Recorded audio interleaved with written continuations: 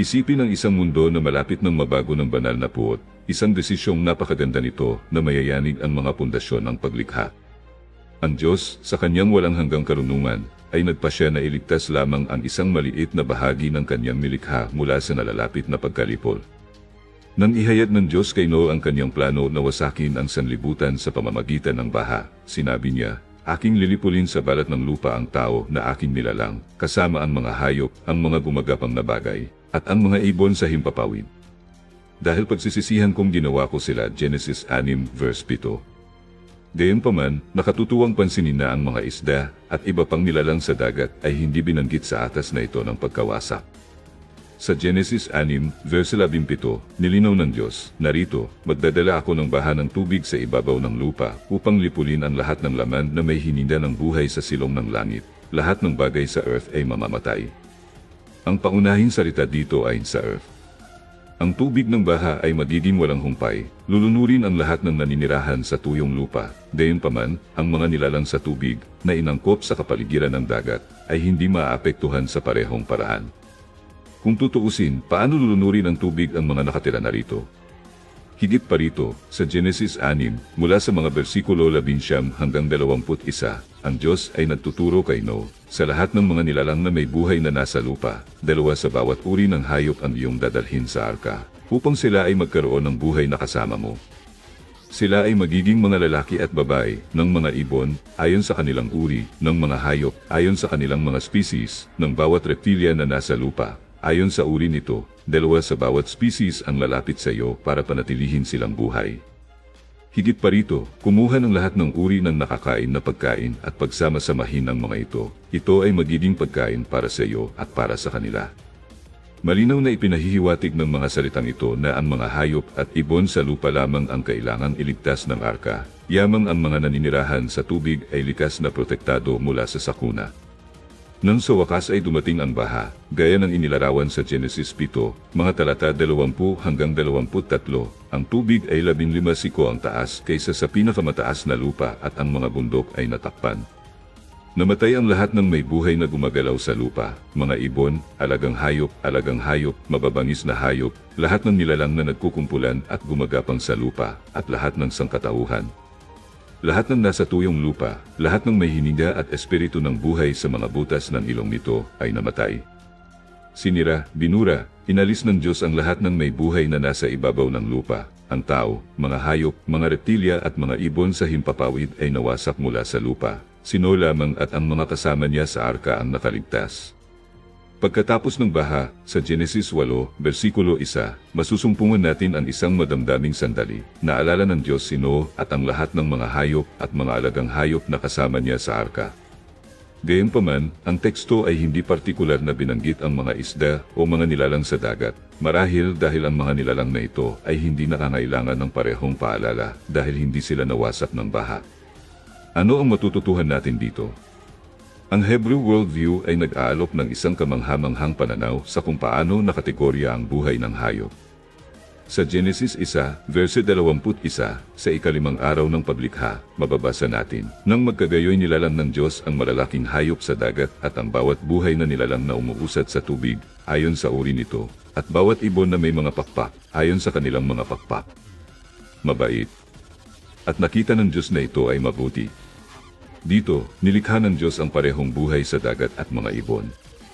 Sa ika-6 na araw, ayon sa Genesis 1, versikulo 24, nilikha ng Diyos ang mga hayop sa lupa. Hinati ng mga sinaunang Hebreo ang buhay ng hayop sa 3 kategorya: buhay sa dagat, hayop na lumilipad, at hayop sa lupa. Ang huling 2 kategorya lamang ang kailangan iligtas mula sa arka, dahil ligtas ang marine life sa natural na tirahan nito. Ang ika-2 kategorya ng mga nilalang na hindi kasama sa malaking bilang sa arka ay mga maruruming hayop.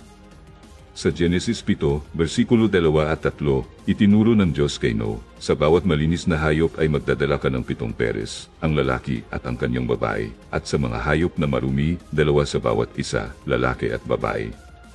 At sa mga ibon sa himpapawid, 7 peres, ang lalaki at ang babae, upang panatilihing buhay ang mga supling sa ibabaw ng lupa."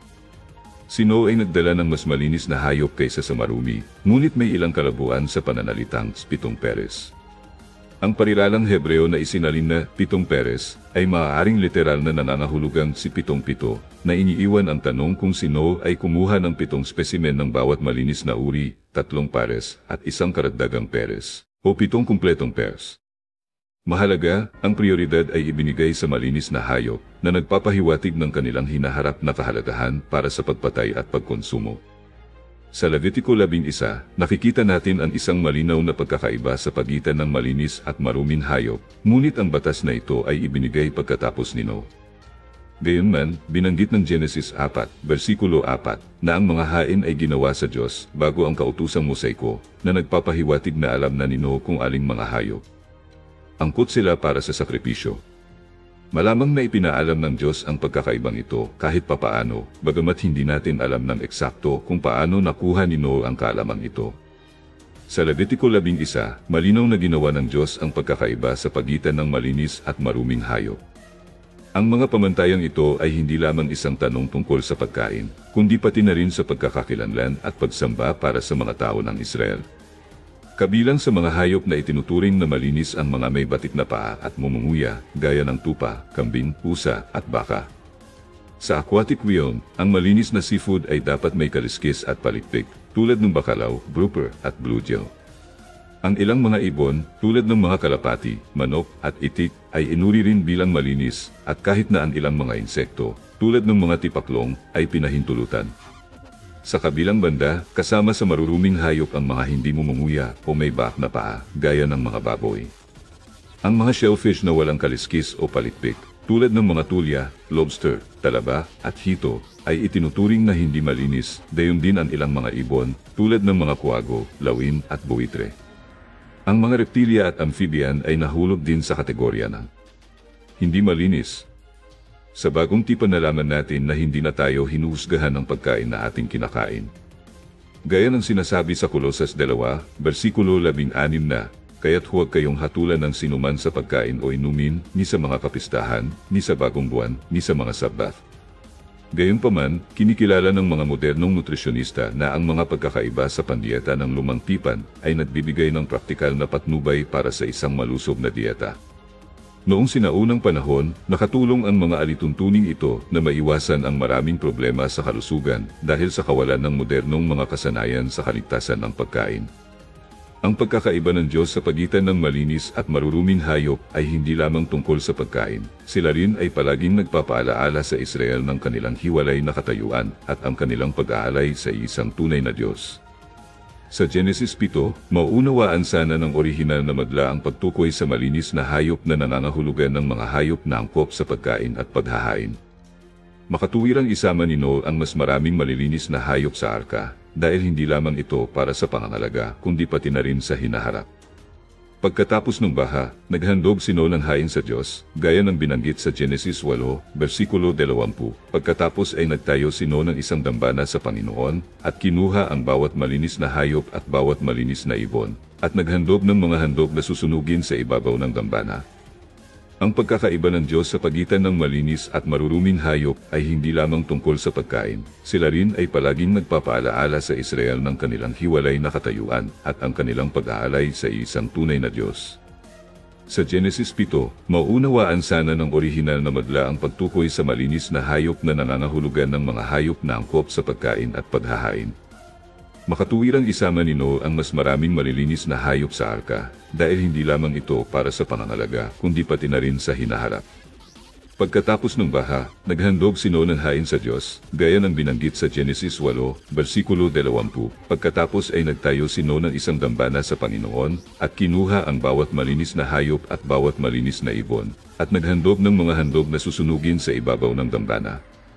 Ang katotohanan na si Noe ay kumuha ng 7 peres ng bawat malinis na hayop ay tiniyak na magkakaroon pa rin ng sapat na muling punuin ang lupa pagkatapos ng mga sakripisyo. Ang mga malinis na hayop na ito ay mahalaga hindi lamang para sa kaligtasan, kundi pati na rin para sa pagsamba at mga sagradong ritual na susunod. Karagdagan pa, kahangahang alalahanin na ang Diyos ay gumawa ng isang himala sa pamamagitan ng paggawa ng mga hayop na magkakasama at pumasok sa arka ng dala-dalawa, gaya ng ipinahiwatig sa Genesis 7, versikulo 9. Si Noe ay pumasok sa arka ng dalawa-dalawang lalaki at babae, bilang inutusan ng Diyos si Noe. Ang mahimalang pagkilos na ito ay nagpapakita ng banal na soberanya at katumpakan ng plano ng Diyos na iligtas ang sanlilikha. Bilang 3, ang Nephilim. Ang kwento ng mga Nephilim ay isa sa pinaka-nakakaintriga at mahiwaga sa Biblia. Ang mga nilalang na ito ay binanggit sa Genesis 6 mula sa mga talata 1 hanggang 4, kung saan ang pakikipag-ugnayan sa pagitan ng mga nahulog na anghel at mga tao ay inilarawan sa paraang pumukaw ng pagkahumaling at haka-haka hanggang ngayon. Sa Genesis 6, versikulo 1 hanggang 4, mababasa natin, "At nangyari, nang magsimulang dumami ang mga tao sa balat ng lupa, at ipinanganak sa kanila ang mga anak na babae, na nakita ng mga anak ng Diyos na ang mga anak na babae ng mga tao ay maganda, at kinuha nila ang mga ito bilang babae sa lahat ng mga nagnanais. At sinabi ng Panginoon, ang aking espiritu ay hindi makikipaglaban sa tao magpakailanman, sapagkat siya rin ay laman, ngunit ang kanyang mga araw ay magiging 120 taon. May mga higante sa lupa noong panahong iyon at pagkatapos din, nang ang mga anak ng Diyos ay lumapit sa mga anak na babae ng mga tao, at nanganak sa kanila ng mga anak. Sila ay naging makapangyarihang mga tao na umiral noong unang panahon, mga lalaking kilala. Sinasabi sa atin ng talatang ito ang tungkol sa pagkakaisa sa pagitan ng mga anak ng Diyos at ng mga anak na babae ng tao, na nagresulta sa isang supling na kilala bilang Nephilim o ang nahulog. Ang mga Nephilim ay inilarawan bilang mga nilalang na may iba't ibang laki at lakas, nakapansin-pansin bago at pagkatapos ng baha. Ang maladyosong aspeto ng kanilang mga ninuno ay naging makapangyarihan at sikat na mga figura noong sinaunang panahon. Bagamat ang pambungad na salaysay ay hindi direktang binanggit ang malaanghel o demonyong paglahok, ang ibang mga talata sa Biblia, gaya ng Job, ay nagbibigay ng higit na konteksto tungkol sa kalikasan ng mga nilalang na ito. Sa Job 38, versikulo 4 hanggang 7, tinanong ng Diyos si Job tungkol sa paglikha, na saan ka nang ilagay ko ang mga pundasyon ng lupa? Ipahayag kung mayroon kang pangunawa. Sino ang nagtatag ng mga sukat nito, kung alam mo, o sino ang gumuhit ng linya na tumatawid dito? Saan inilalagay ang mga pundasyon nito, o sino ang naglagay ng batong panulok nito, nang ang mga bituin sa umaga ay sabay-sabay na umaawit at ang lahat ng mga anak ng Diyos ay humiyaw sa kadalakan? Ang mga bituin sa umaga ay kadalasang binibigyang kahulugan bilang mga anghel. Ang talatang ito ay nagpapahiwatig na ang mga anak ng Diyos na binanggit sa Genesis 6 ay mga anghel din ang mga Nephilim. Ang mga mahiwagang makapangyarihang lalaking ito na nabuhay noong sinaunang panahon, mga taong kilala, ay lumilitaw sa isang mahalagang sandali sa salaysay ng Biblia. Nabanggit na sila ay nasa Earth noong mga araw at pagkatapos din na nagpapahiwatig ng kanilang pagtitiyaga sa paglipas ng mga siglo. Ang tunay na pinagmulan at kalikasan ng mga Nephilim ay nananatiling isang misteryo. Alam natin na sila ang resulta ng pagsasama ng mga anghel at mga tao, ngunit ang mga detalye ng pagsasamang ito at ang kabuuang epekto nito ay mga paksa ng debate at teolohikong haka-haka. Gayunpaman, ang malinaw ay ang mga Nephilim ay kumakatawan sa isang mahalagang kabanata sa kasaysayan ng tao at sa plano ng Diyos para sa paglikha. Ang pagbanggit sa mga Nephilim sa Genesis 6, kasama ang kasal sa pagitan ng mga anak ng Diyos at mga anak na babae ng mga tao, ay nagbango ng maraming nakakaintriga na mga katanungan. Ang makapangyarihan at kilalang mga lalaking ito ay lumilitaw na resulta ng isang hindi pangkaraniwang pagsasama sa pagitan ng espiritual at tao. Nag-aalok ang Judas 6 ng karagdagang impormasyon sa pamamagitan ng paglalarawan sa mga anghel na sumuway at tinalikuran ang kanilang posisyon ng otoridad na naayon sa salaysay ng Genesis 6, isatandang bawas 4 tungkol sa mga anghel na umalis sa langit upang manirahan sa lupa. Ang tradisyonal na pananaw ay nagpapahiwatig na ang mga anak ng Diyos ay nakipag-asawa sa mga babaeng tao na nagsilang ng mga Nephilim. Bagaman tila kakaiba ito sa makabagong pandinig, ang Biblia ay kadalasang naghaharap ng mga katotohanang kakaiba kaysa katandisip. Ang kwento ng Nephilim ay isang makapangyarihang paalala na ang mundong nilikha ng Diyos ay masalimuot at mahiwaga. Ang mga nilalang na ito, nakilala bilang mga anak ng Diyos o mga anghel, ay dinaig ng pagnanasa ng makita ang mga anak na babae ng mga tao na nagresulta sa kalahating anghel at kalahating tao na mga supling. Ang mga inapo na ito, ang mga Nephilim, ay inilarawan bilang makapangyarihan at kilalang mga lalaki.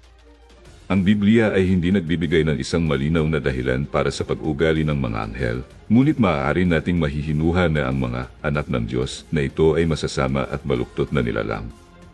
Ang isang teorya ay nagmumungkahi na ang mga anghel na ito ay nagsisikap na mahawahan ang lahi ng tao upang pigilan ang pagdating ng Mesyas.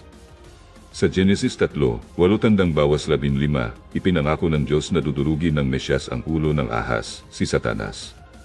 At narinig nila ang tinig ng Panginoong Diyos na lumalakad sa halamanan sa malamig na simoy ng gabi. Nang magkagayoy nagtago ang lalaki at ang kanyang asawa sa harapan ng Panginoong Diyos sa gitna ng mga punong kahoy sa halamanan. Ngunit tinawag ng Panginoong Diyos si Adam. At sinabi niya sa kanya, "Nasaan ka?" Sinabi niya, "Narinig kong naglalakad ka sa hardin at natakot ako dahil hubad ako, kaya't nagtago ako. Sino ang nagsabi sa iyo na ikaw ay hubad? Kumain?" At sinabi ng lalaki, "Ang babae na ibinigay mo sa akin bilang kasama ay nagbigay sa akin ng bunga ng puno at ako'y kumain." At sinabi ng Panginoong Diyos sa babae, "Ano itong ginawa mo?" At sinabi ng babae, "Nilinlang ako ng ahas at ako'y kumain." Mula sa ipinagbabawal na puno, sinabi ng Panginoong Diyos, "Dahil ginawa mo ito, mas masusumpa ka kaysa sa lahat ng mga hayop at higit sa anumang hayop sa parang. At kumain ka ng alabok sa lahat ng mga araw ng iyong buhay, bukas ang alitan, sa pagitan mo at ng babae, at sa pagitan ng iyong supling at ng kanyang supling." Mahihinuhan natin ang mga dahilan kung bakit ipinadala ni Satanas ang kanyang mga anghel upang pakasalan ang mga babae, direkta man o hindi, na mailayuning sirain ang lahi ng tao. Si Satanas, sa pamamagitan ng pagtatanim ng isang bagay na katulad ng isang genetic pathogen, ay nagtangkang mahawahan ang genetic heritage ng sangkatauhan ng satanic na katiwalian. Ginawa ito sa layuning mawalan ng kakayahan ang mga tao na ipanganak ang binhi na ipinangako ng babae, ang Mesyas, gaya ng hinulaang sa Genesis 3:15. "Maglalagay ako ng alitan sa pagitan mo at ng babae, at sa pagitan ng iyong supling at ng kanyang supling. Sasaksakin niya ang ulo mo at dudurog mo ang sakong niya." Malinaw ang plano ni Satanas. Kung nagawa niyang mahawahan ang buong sangkatauhan, ang tagapagligtas ay hindi maaaring dumating, tulad ng tagapagligtas ay hindi maaaring ipanganak ng isang ina na inaalihan ng mga demonyo. Malapit nang magwagi si Satanas, hanggang sa punto na ang sangkatauhan ay naging labis na tiwali na nagpasya ang Diyos na muling ilunsad ang paglikha kasama si Noe at ang kanyang mga anak. Ikinulong ng Diyos ang mga demonyong nagpapinsala sa sangkatauhan upang hindi na nila maulit ang gayong gawain. Ang reaksyon ng Diyos sa malaking kasamaang ito ay, "Ang aking espiritu ay hindi makikipaglaban sa tao magpakailanman." Genesis 6:3. Hindi binalak ng Diyos na ang sangkatauhan ay manatili sa isang estado ng paghihimagsit ng walang hanggan. Ang pagtanggi ng Diyos sa sangkatauhan ay umabot sa puntong hindi na makababalik, at hindi niya sila magpapatuloy na liligawan ng walang hanggan. Darating ang panahon na sasabihin ng Diyos na sapat na. Nagbibigay ito sa atin ng isa pang dahilan upang kilalanin na ngayon, hindi bukas, ang araw para tumugon sa tawag ni Jesus, dahil wala tayong pangako na dadalhin tayo ng Diyos sa ibang paraan. Ipinahayag din ng Diyos na ang mga araw ng tao ay magiging 120 taon na kawili-wili dahil ang baha ay nangyari eksaktong 120 taon pagkatapos ng pahayag na ito. Ang paglabag sa itinakdang mga hangganan ng Diyos ay labis na nabigo sa lumikha, kaya nagpasya siya na magpadala ng baha upang sirain ang buong lupa at lahat ng bakas ng mga hindi banal na pagsasama. Ito ay pinaniniwalaan na ang mga Nephilim ay isa sa mga pangunahing dahilan ng malaking baha na naganap noong panahon ni Noe. Pagkatapos ng pagpapakilala ng mga Nephilim, nakita ng Panginoon kung gaano kalaki ang kasamaan ng tao, at ang bawat pag-isip at hilig ng kanyang puso ay patuloy na masama. Ang Panginoon ay nalungkot sa mga kilos ng mga lalaki, at ang kanyang puso ay nasaktan nang makita ang paraan ng kanilang pag-uugali. Sa Genesis 6:4 ay mababasa natin, "Nang mga araw na iyon ay may mga higante sa lupa, at pagkatapos din, nang ang mga anak ng Diyos ay sumiping sa mga anak na babae ng mga tao, at sila'y nagkaanak ng mga lalaki sa pamamagitan nila. Ito ang mga makapangyarihang lalaki.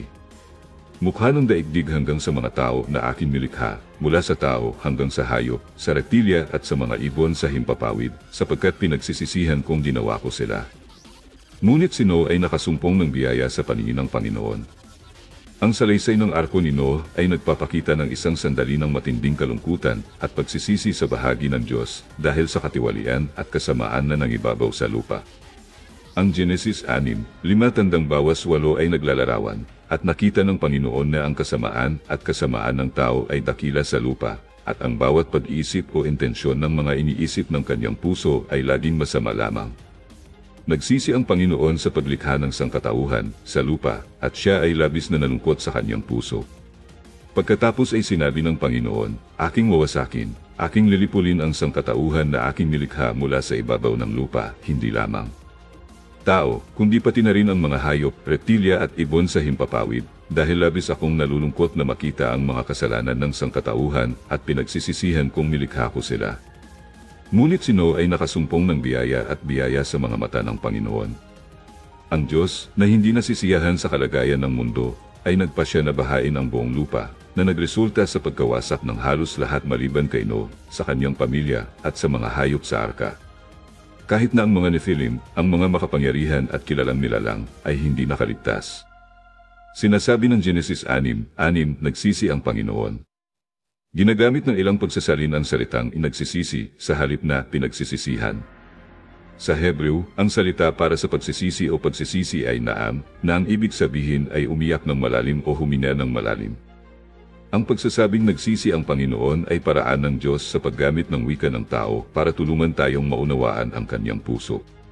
Ipinahihiwatig ng talatang ito na sinira ng kasalanan ng tao ang puso ng Diyos na siyang ganap na pag-ibig. Mahal niya tayo at ayaw niya na may mangyari sa atin, ngunit kapag tayo ay nagkasala, siya ay labis na nalulungkot. Ang biglaang karahasan at katiwalian ng sangkatauhan ay maaaring maiugnay sa paghahalo ng makadiyos at di makadiyos na angkan, at marahil din sa pakikipag-ugnayan sa mga espiritual na nilalang. Ang mga Nephilim, na ipinanganak mula sa halo na ito, ay hindi lamang umiral bago ang baha. Pagkatapos ng baha, tila inulit ng mga nahulog na anghel ang kanilang mga kasalanan, bagamat sa mas maliit na lawak. Ang bilang 13:33 ay nag-uulat, at doon ay nakita namin ang mga higante, ang mga anak ni anak, na nagmumula sa mga higante, at kami ay parang mga balang sa aming mga mata, at gayon din kami sa kanilang mga mata. Ipinahihiwatig nito na ang mga Nephilim, o katulad ng mga nilalang, ay muling lumitaw pagkatapos ng baha. Posible na pagkatapos ng baha, ang mga demonyo ay nakipag-asawang muli sa mga babae ng tao, na nagresulta sa mas maraming Nephilim. Ang isa pang teorya ay ang ilang katangian ng mga Nephilim ay ipinasa sa angkan ng isa sa mga manugang na babae ni Noah. Sa anumang kaso, hinerap at winasak ng mga Israelita ang mga higanting ito sa panahon ng pagsalakay sa Kanaan, gaya ng inilarawan sa Biblia. Ang pagkawasak ng mga Nephilim ng mga Israelita sa panahon ng pananakop sa Kanaan ay nagpapakita ng patuloy na labanan sa pagitan ng mabuti at masama. Ang mga higanting ito, ang mga anak ni anak, ay isang banta na kailangang alisin upang matupad ng bayan ng Diyos ang kanilang kapalaran sa lupang pangako. Sa lumang tipan, ang salitang higante ay madalas na tinatawag na Rephaim. Sa buong biblikal na salaysay, ang Rephaim ay lumilitaw bilang isang umuulit at makabuluhang motif. Si Jesus, sa kanyang ministeryo, ay gumawa ng makapangyarihang paghahambing sa pagitan ng mga araw ni Noah at sa mga huling araw, na nagsisilbing babala sa ating lahat. Sa Lucas 17:26, sinabi ni Jesus, kung paano ang nangyari sa mga araw ni Noah, gayon din ang mangyayari sa mga araw ng anak ng tao. Ang mga tao ay kumakain, umiinom, nag-asawa, at nagpapakasal hanggang sa araw na pumasok si Noah sa arka. Pagkatapos ay dumating ang baha at nilipol silang lahat. Ito ay parehong bagay noong panahon ni Lot. Ang mga tao ay kumakain at umiinom, bumili at nagbebenta, nagtanim at nagtayo. Ngunit noong araw na umalis si Lot sa Sodoma, umulan ng apoy at asupre mula sa langit at nilipol silang lahat. Ganito ang mangyayari sa araw na mahahayag ang anak ng tao. Binigyang diin ni Jesus ang 8 partikular na gawain: pagkain, pag-inom, pag-aasawa, pagpapakasal, pagbili, pagbebenta, pagtatayo, at pagtatanim. Walang likas na kasalanan sa mga gawain ito. Kaya ano ang problema? Ang problema ay ang kabuuang paglulubog ng mga taong ito sa material na mga bagay at ang kanilang pagwawalang bahala sa espiritual at material na mga bagay hanggang sa punto na hindi nila nakikilala ang mga panahon kung saan sila nabubuhay. Sila ay nakatuon sa material na nawala ang kanilang pangunawa sa espiritual at ang walang hanggan. Ang materialistikong kabuluhang ito, gaya ng ipinaliwanag ni Jesus, ay isang napakahalagang babala para sa atin ngayon. Sa ngayon, ang sibilisasyong kanluranin ay halos nababalot ng materialismo at maraming nag-aangking Kristiyano ang hindi nakaligtas dito. Bagaman ang kanilang pamumuhay ay maaaring hindi gaanong mapagmataas, marami ang naakit sa materialismo sa mga paraan na nakompromiso ang kanilang espiritual na pagbabantay. Binabalaan tayo ni Jesus na kung tayo ay masisip sa hukay ng materialismo, hindi tayo magiging handa sa kanyang pagbabalik.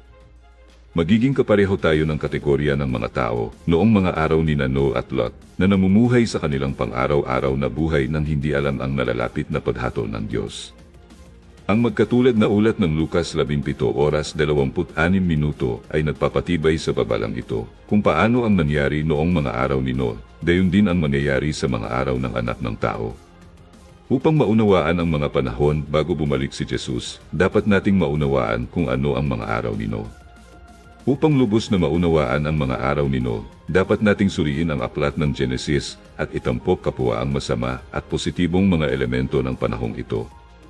Ang Genesis 6:9 ay nagbibigay sa atin ng ideya ng positibong pani. Ito ang mga salinlahi ni Noe, isang taong matuwid at sakdal sa kanyang mga salinlahi, at si Noe ay lumakad na kasama ng Diyos. Sa gitna ng panahon ng katiwalian at kasamaan, may isang tao na nagpapanatili ng matalik at personal na kaugnayan sa Diyos. Si Noe ay isang taong makakausap ng Diyos at kung kanino niya maihahayag ang kanyang mga plano ng paghatol at kaligtasan.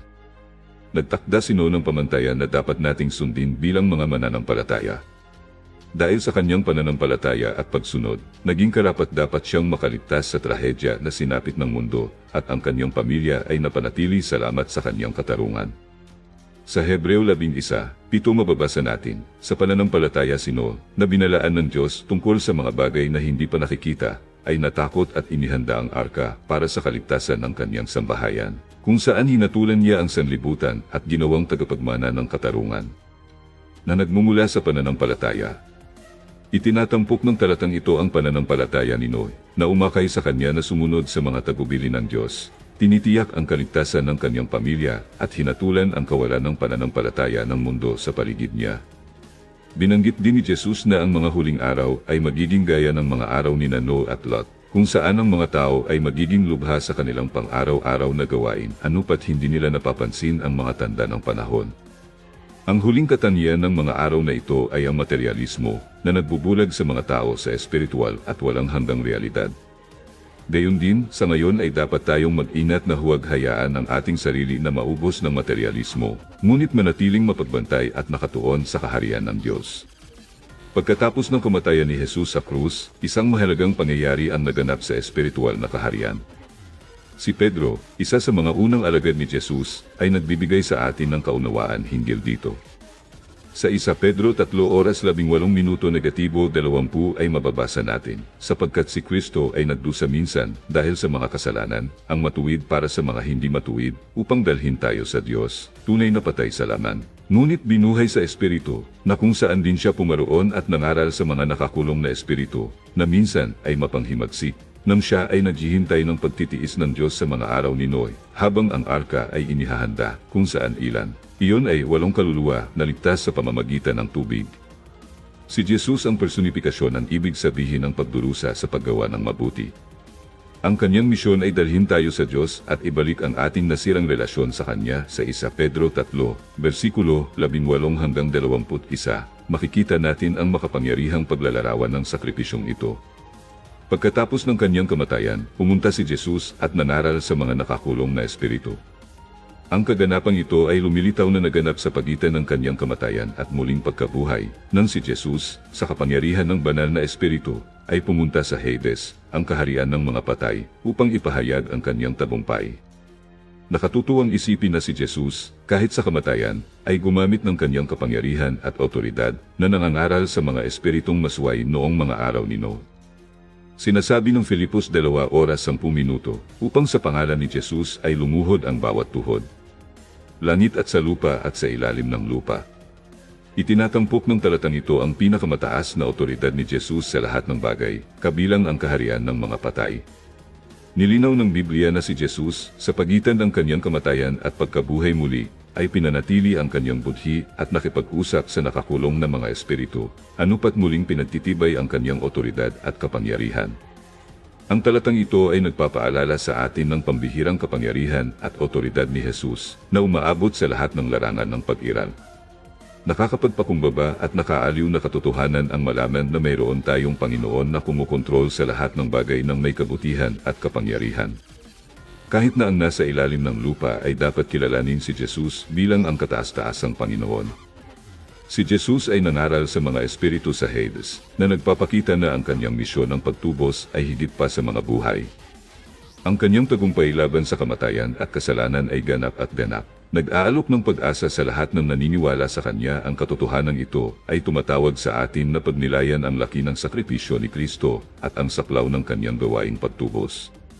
Habang hinihintay natin ang pagbabalik ni Jesus, tayo ay tinawag na mamuhay ng may parehong pananampalataya at pagsunod na ipinakita ni Noe. Dapat tayong manatiling mapagbantay, nakatuon sa espiritual at walang hanggan, tinatanggihan ang materialismo na maaaring makagambala sa atin mula sa ating tunay na layunin. Ang kwento ni Noe at ang sakripisyo ni Jesus ay nagpapaalala sa atin ng kahalagahan ng pamumuhay na nakatalaga sa Diyos, pagtitiwala sa kanyang soberanya at paghahanda para sa araw kung kailan siya mahahayag sa lahat ng kanyang kaluwalhatian. Kaagad pagkatapos ng kanyang kamatayan, naglakbay si Jesus sa kaharian ng mga patay at nangaral doon. Sa unang linggo ng Pasko ng pagkabuhay, naiisip kong nakipagkita si Pedro kay Jesus at tinanong siya, "Jesus, saan ka nang galing?" Naiisip ko na tumugon si Jesus, "Sa katotohanan, wala ako sa lupa, kundi sa Hades, ang mundo ng mga patay." Si Pedro, na naguguluhan, ay maaaring nagtanong, "Ano ang ginawa mo doon? At bakit ka nandoon?" Pagkatapos ay ipapaliwanag ni Jesus na siya ay nangangaral sa mga nalunod sa baha ni Noe. Ang kamatayan ang naghihiwalay sa espiritu sa katawan at si Jesus ay dumaan sa lahat ng mga yugto ng prosesong ito sa loob ng wala pang isang linggo. Siya ay nagkatawang tao sa espiritu, namatay sa krus, ibinigay ang kanyang espiritu sa Diyos, at ang kanyang katawan ay inilagay sa libinan. Kahit sa espiritual na anyo, ipinagpatuloy ni Jesus ang kanyang misyon sa pangangaral.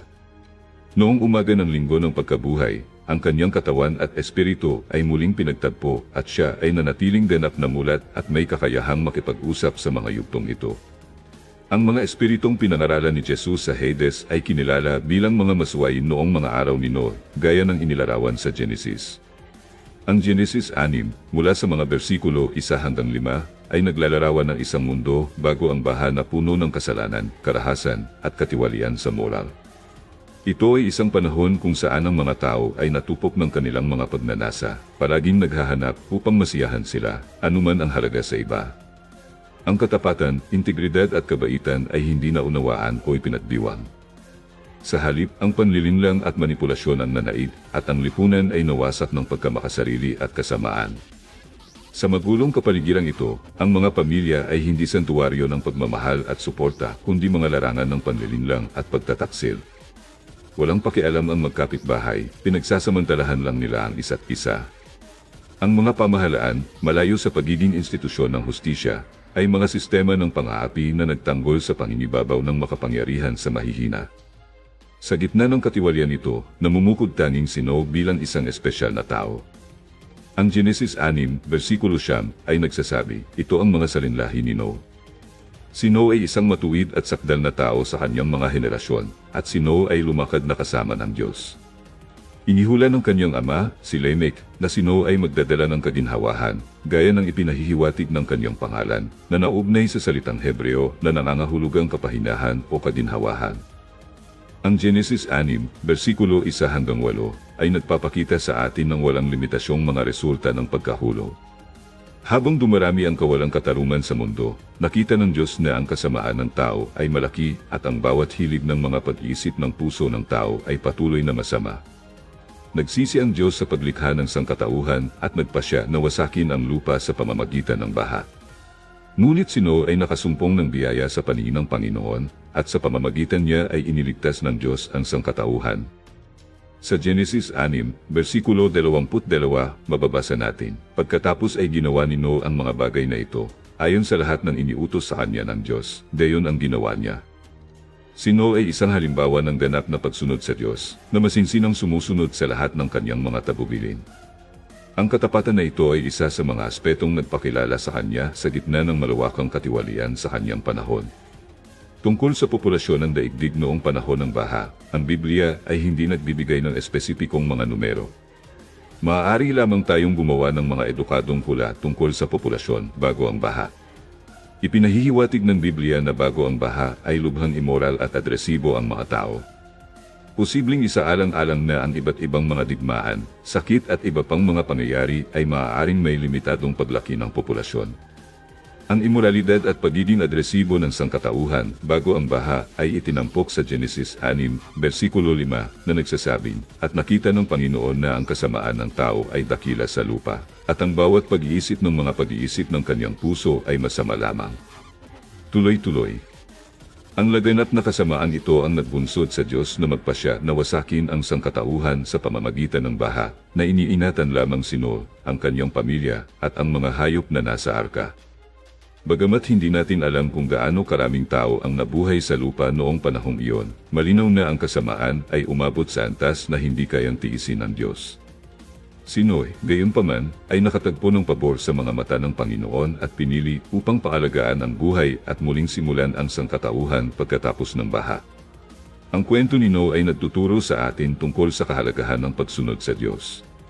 Kahit na sa panahon ng malaking katiwalian at kasamaan, si Noe ay tapat na sinunod ang mga tagubilin ng Diyos na nagtayo ng arka at tinipon ang mga hayop ayon sa utos.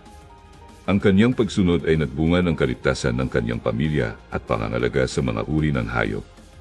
Ang salaysay na ito ay isang makapangyarihang paalala ng pangangailangan na manatiling tapat sa Diyos anuman ang mga pangyayari sa ating paligid, sa isang mundo na kadalasang tila lalong nagiging immoral at agresibo. Tinawag tayong maging katulad ni Noe, mamuhay ng may integridad at sundin ang mga tagubilin ng Diyos. Ang kwento ni Noe at ang baha ay tumutukoy din sa awa ng Diyos. Sa kabila ng katiwalian ng sangkatauhan, nag-alok ang Diyos ng paraan ng kaligtasan sa pamamagitan ng arka. Ngayon, ang mensaheng ito ng kaligtasan ay nananatiling may kaugnayan habang nag-aalok ang Diyos ng pagtubos sa pamamagitan ni Jesucristo. Kung paanong si Noe ay naligtas sa pamamagitan ng kanyang pananampalataya at pagsunod, tinawag din tayong magtiwala kay Jesus at sundin ang kanyang mga turo upang makatanggap ng kaligtasan. Sa madaling salita, ang pagsunod ni Noe at ang kaligtasang ibinigay ng Diyos sa pamamagitan ng arka ay mga halimbawa para sa atin kung paano mamuhay sa isang tiwaling mundo. Dapat nating panatilihin ang ating pananampalataya at pagsunod sa Diyos, batid na siya ay tapat upang iligtas at tubusin ang mga sumusunod sa Kanya.